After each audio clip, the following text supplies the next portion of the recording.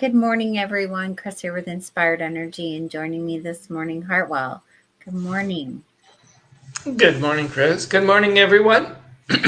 So, last week we talked about the collective circuitry with an abstract and experiential theme. So, that was one half of the collective circuitry, and now you want to look at the second half. So, can you remind us what they have in common? Yes, collective circuitry is one of the three main circuit groups, and it's all about sharing. And that kind of sharing, the sharing that we're talking about when we talk about the collective circuitry, it is, well, it's what binds us together in societies. It's what makes cities possible. It creates the collegial feeling, the social orientation to our society. It likes uniformity, it likes harmony. It's what gives us this sense of peer pressure. I mean, well, the tribal does some of that too, but it does tend towards that sense of social organization. But the sharing is the key word there.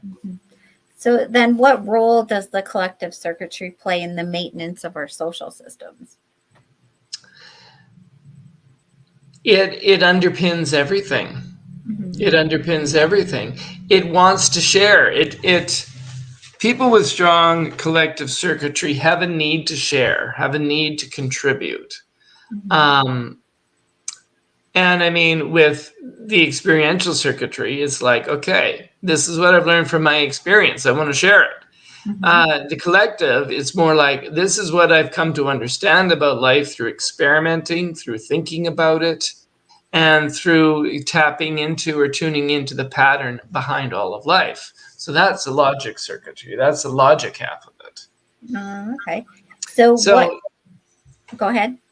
Yeah, and it also establishes what's good for the majority. The collective circuitry thinks that it knows what's best for everybody. So it's not thinking about individual empowerment like the individual circuitry does. It's thinking, this is what's best for everybody. Perfect. So what characterizes the understanding circuit? Well, as we noticed last week, if you're now familiar with the body graph, it's quite symmetrical. The right side has, the right side has the solar plexus down there on the right side, and the left side has the spleen. So the collective circuitry is all about desire and need and passion because it centers around the emotional center. Okay. Whereas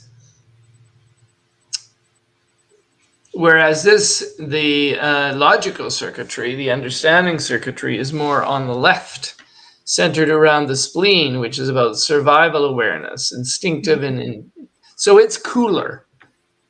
It's cool-headed. It's seductive. It's a cool-headed, logical, seductive intelligence that likes to recognize patterns by concentrating and paying attention to details. It analyzes processes or formulas, and it challenges what isn't working from a logical perspective. So the collective circuitry is like Spock, if you were to want to kind of give it a face. It's cool and it's logical. And, so what it does is it seeks to predict the future based upon the patterns that have been recognized.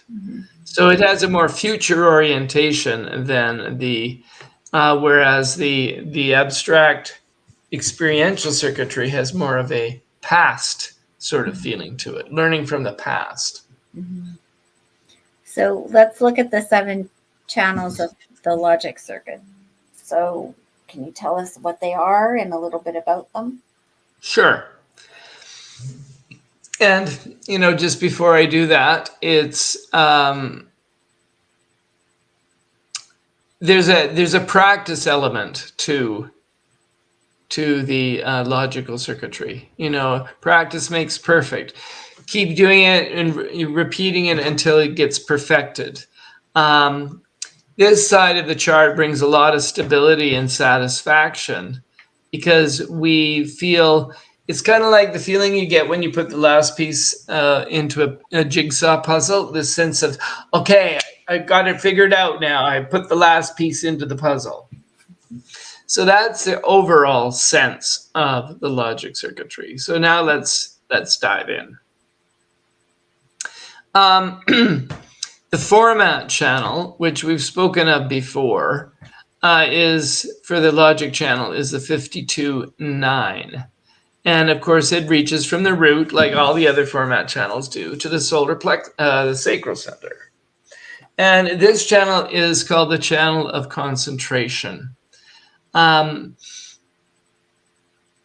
Gate 52, which is the gate of stillness, keeps us still, withdrawn, and still and withdrawn in a kind of a physical sense, so that we can bring all of our attention and focus to the details. It brings us to a one-pointedness, so we can challenge, correct, and perfect any pattern, form, or activity. So what does it mean to be a format channel? It means that on some level, it shares the qualities or infuses its quality into all of the other channels of that circuitry. So that desire to be still, to be focused, to be one-pointed, this isn't about multitasking. It seeks to bring that stillness so that we can focus on what's important. So that's that channel, the channel of concentration. And just like we see a crossing between the head and the ajna, we see a crossing between the root and the sacral. So, or between the sacral and the G. So now the next one that continues is on the opposite side of the middle column. So we switch the sides from the right to the left, and we have channel 515, the channel of rhythm. And this is the channel that deeply connects us to the rhythm of life, the rhythm of nature, the sense of flow. Here we find the rhythm of life deeply magical and universal that binds all life forms together. And when we think of nature, what is it? Nature is constantly repeating the same patterns. It's like there's a pattern that nature is following as trees grow, as animals develop, as things break down. There's a pattern here, and that is all embodied within the 515. On one side, you have the 5 with a gate of fixed rhythms, which is the enjoyment of patterns and routines. And on the other side, you have gate 15, which is about a recognition and inclusion of diversity. Both are necessary for life to flow.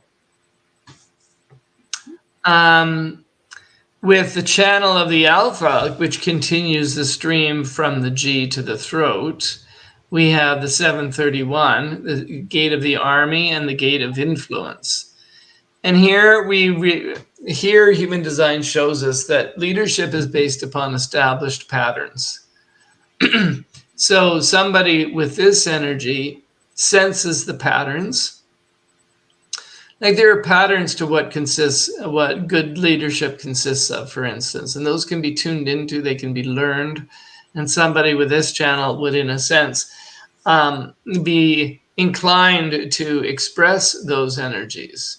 So the whole idea here is that there's a logical element to leadership and to influence, which can be tapped into or lived out and demonstrated, and that helps us lead us towards a future that has a sense of certainty.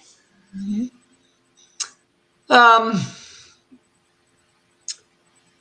if we now look at the outside that is centered on the spleen, we start with the drive at the root with gate 58, the gate of joy and vitality, which is one of my favorite gates. It's one of my gate envy gates. But, the 58 fuels the art of mastery, and it gets excited about, joy comes from improving life and sort of tapping into, 58 provides the fuel of love, our love and vitality for life. And it wants to perpetuate that energy. It wants everyone to find satisfaction in the pattern.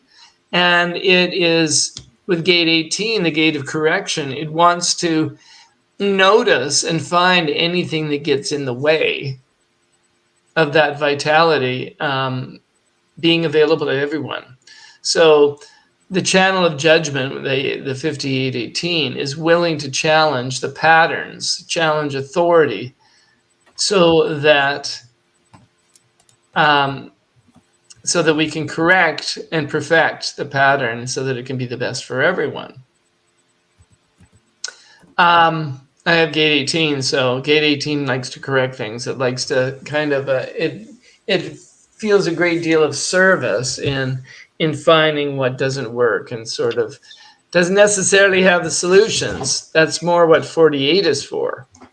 So the channel of the wavelength, with channel 4816, which continues on from 5818, it's all about, 48 is the gate of the well, the gate of wisdom, the gate of depth. You have that, don't you, Kris? I do. I'm looking at the next part where it says, can find a solution to a problem or encourage, correct, or refine something that needs perfecting. So it's like that is very definite theme in my life, because it always feels like I'm looking for, okay, well, that's going to go wrong. So what are the solutions that we can come up to make sure that everything goes smooth, right? Causes a lot of friction in people sometimes, because they think that you're picking at them or whatever, but it's not that. It's that you're trying to make it better for everybody, make the process smoother, whatever that looks like, right? Well, yeah, no, 48 is a nice one, because 18, which I have, kind of sees what the problem is. 48 says, well, let's find a solution, and it has this depth to it, where that wisdom and something, that sense of a deep attunement to the pattern can be accessed and potentially come up with a solution. But any solution still requires, the need for us to perfect it, to repeat. So gate 16 on the other side is about enthusiasm. It's about skills. It's about, okay, I'm willing to repeat this over and over and over again until I have this grooved in. Yeah, so if you combine, what's that? I said, I need that other side. Yeah. Sometimes, we feel like, oh, I wish I had the whole thing, because I just have part of the puzzle. And I mean, that's the same for all of us, right? Yeah. Well, because it feels constantly like you're coming up with solutions and you're implementing them. But if you can't repeat them over and over again, then you're like, oh, why am I even trying? Right. And you kind of feel like that. Right. But yeah. Yeah, it's kind of like, and that's where the pattern comes in, because the pattern kind of leads us towards a solution. It's kind of like, is maybe there a hidden track underneath creation that helps us figure things out? Yeah. Like I have the 31-7, the channel of the alpha, and it's like, I don't really consider myself a leader most of the time. There have been flashes of that, but I'm interested in where society is going. I'm interested in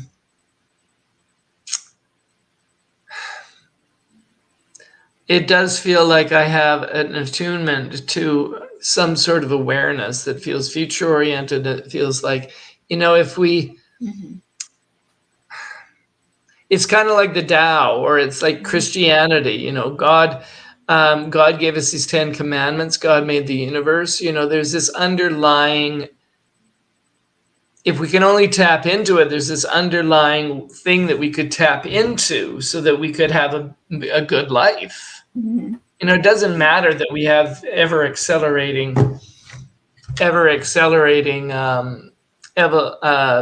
technological breakthroughs. There's still an underlying structure to the universe about how to live well. Yeah. Well, as a You know? person. Yeah, exactly. Yeah. Yeah. How to live well as humans, how to be aligned with the natural order. Mhm. I'm kind of talking myself into really loving this collective circuitry right now.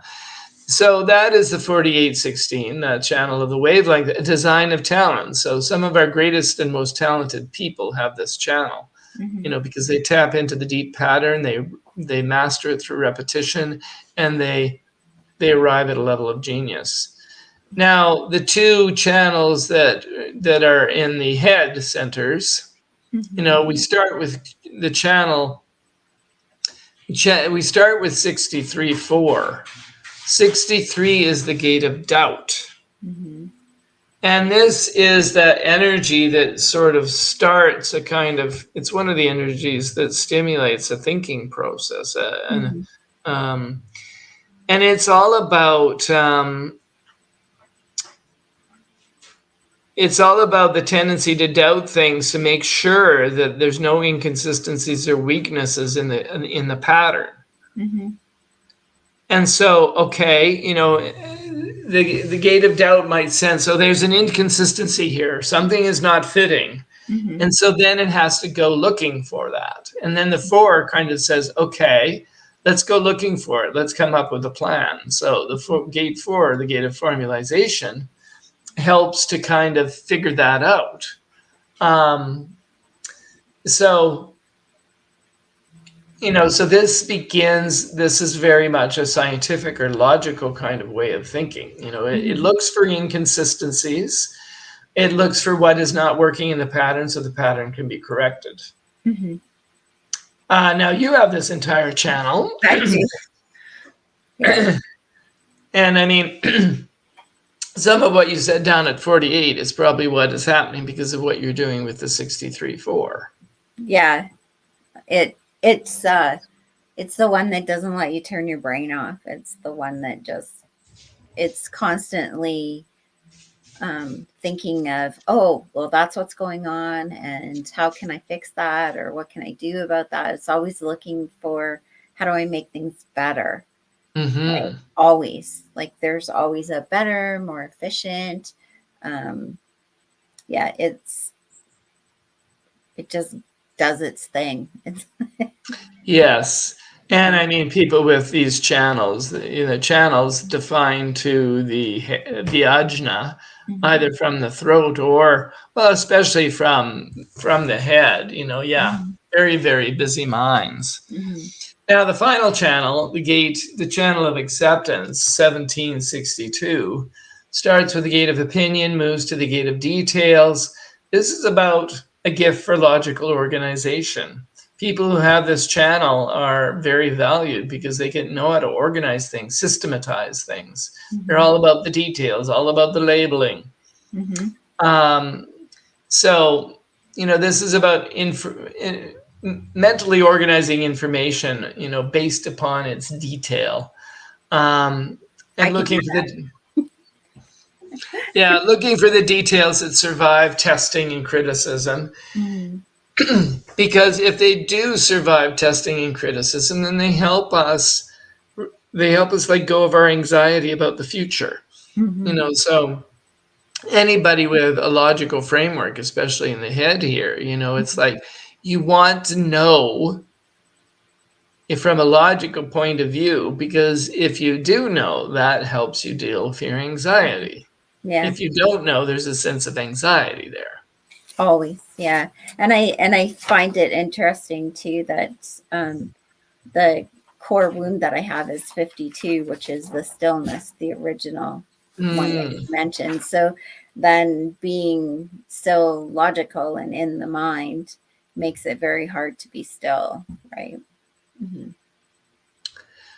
well, The stillness is actually an aid to the logic, Kris. It's Yep. like if you can bring your mind to one focus. So the 52, what it really wants to do is like, I need to bring all of my focus to this so that I can figure out the pattern. Yeah, but having that constant thinking going on, it's hard to do that because it's like a squirrel. Oh, it's shiny over there. Oh, yeah, there's some more information over there. Oh, there's some more information over there. And that's what I mean. It would be handy to have the organization channel so that you could bring it all together. So I can see where how you need these different energies, right, to work. Okay. Yeah. Well, I mean, I like hearing you discuss how, okay, these are the challenges in your design, because you have quite a bit of collective circuitry. Mm-hmm. You have both collective experiential and you have collective logical. Mm-hmm. So that might help you to think, well, you do have a reasonable amount of the collective logical circuitry. So I don't know where you would go with that, but they would help each other. Yeah. When you're really in alignment. And that's kind of how I would sum up this discussion around the collective circuitry is,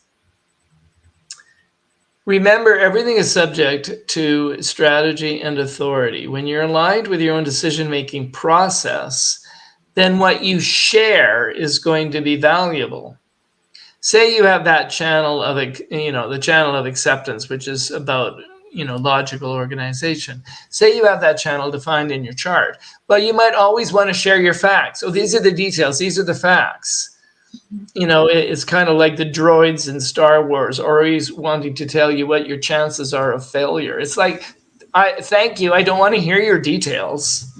I don't want to hear your facts.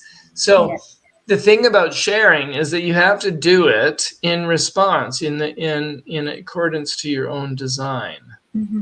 If you try and share the things that you want to share without waiting for the right timing, they're not going to be well received. Yeah, it's not going to land.